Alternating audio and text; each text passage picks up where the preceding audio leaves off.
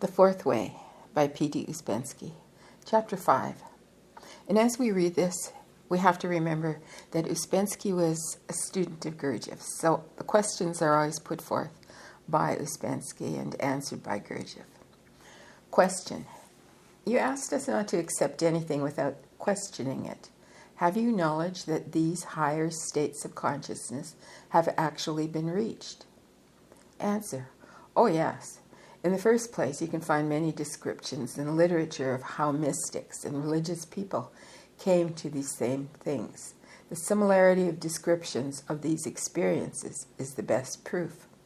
All sorts of people in different countries, thousands of years apart, living in different conditions, have come to the same kind of experience by certain ways. Then you can find many people who have personal experience of this kind, which proves that quite different states of perception and reaction exist. So it is not a hypothesis. Question. I have recently had a very strange experience. I was talking to someone trying to be aware of myself. Suddenly, I saw my friend very clearly and realized that before this, I had not really seen her at all. Answer. This is a very good observation. It actually happens that way. When you tried to be aware of yourself, for a moment you became conscious, and you saw that you had not things you had not seen before. If you could keep this consciousness for, say, 10 minutes, you would see many things which would astound you. We look with our eyes, and we do not see. But if we become conscious, we begin to see things about which we had no idea. This is quite normal, if only you do not let your imagination enter into it. Question. Working to attain consciousness on the lines of the system, does there come a sudden change or illumination? Answer. Sudden? No.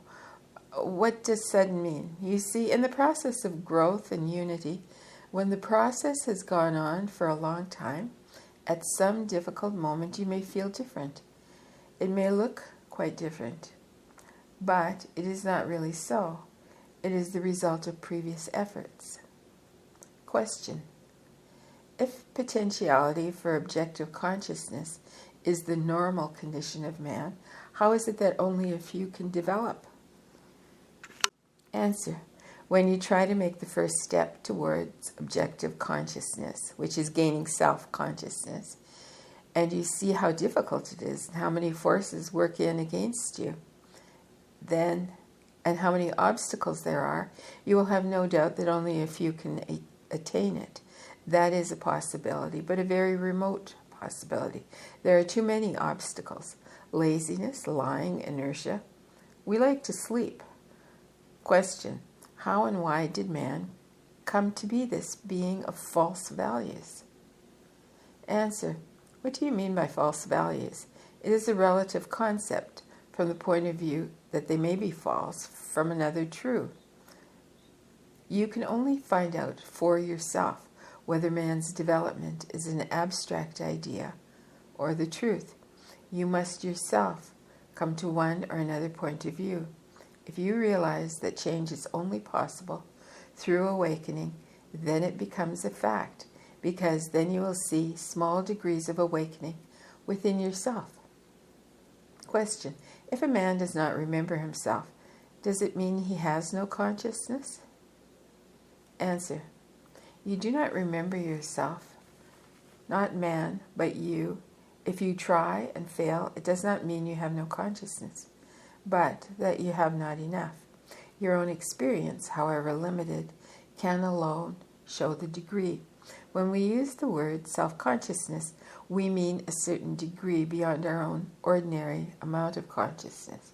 We have a certain amount of consciousness, but it is not sufficient for getting out of our state. If we had not a drop of consciousness, we would remain as we are. Question.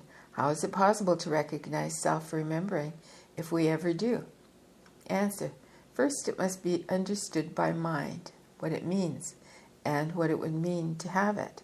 And then it must be understood that one can be at a different distance from it. Suppose one is not sure, but the distance between the state of self-remembering and your present state changes, and after a time, you realize that one day it is 5,000 miles, and another day it is only 3,000 miles. There is a difference. We cannot speak about several degrees at the same time. We can only speak about the next degree we can produce. Question. I want to find out about the next degree. Answer. This is all material for observation. You want to put labels on them, but you cannot. They change all the time. One moment, it is almost self-consciousness. The next moment, you are asleep. You must observe and see results. In one state, you can understand certain things. In the next, you cannot. In one state, you identify. In another, you have control. The more control there is, the nearer you are to self-consciousness. Talk will not help much. It will remain formatory. It is necessary to touch the emotional center, and you can only do this by trying different things. Work is not simple. From the very beginning, you must try to do impossible things. Impossible in the sense that they do not happen by themselves. There cannot be a textbook telling you to do first one thing and then another and so on. At the same time, questions about self-remembering must always be asked, because for a long time many mistakes are possible about it. So these questions must never be suppressed, for they are most important. Question. I understood that we have a certain control of our thoughts in the sense of stopping certain kinds of thinking, but I have never heard before about constructing our thoughts. Answer. We have the power not only to think, but also to think about this and that. So we can do both. We can eliminate useless thoughts, and we can also put in the center of our thinking the realization of I. I am here. I am thinking. Question. Why is it that an accident or a violent crisis brings self-remembering? Answer. Every kind of emotional moment, emotional shock, makes you realize I am. You realize it without any theory behind it. If you find yourself in a very unexpected place, you have a feeling of I and here. And when you are in an unusual circumstance, it always reminds you of your existence.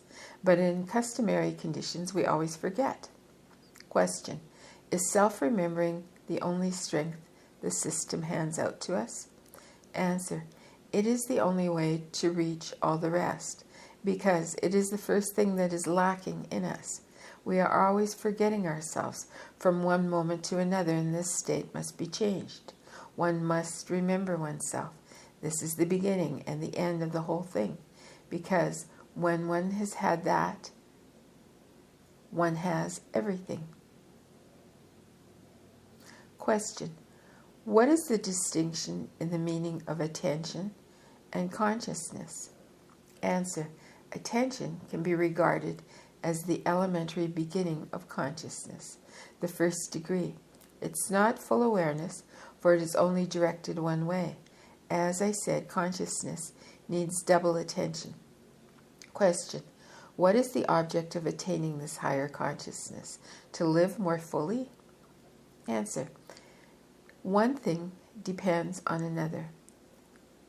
If we want to have will, if we want to be free instead of being marionettes, if we want to awake, we must develop consciousness.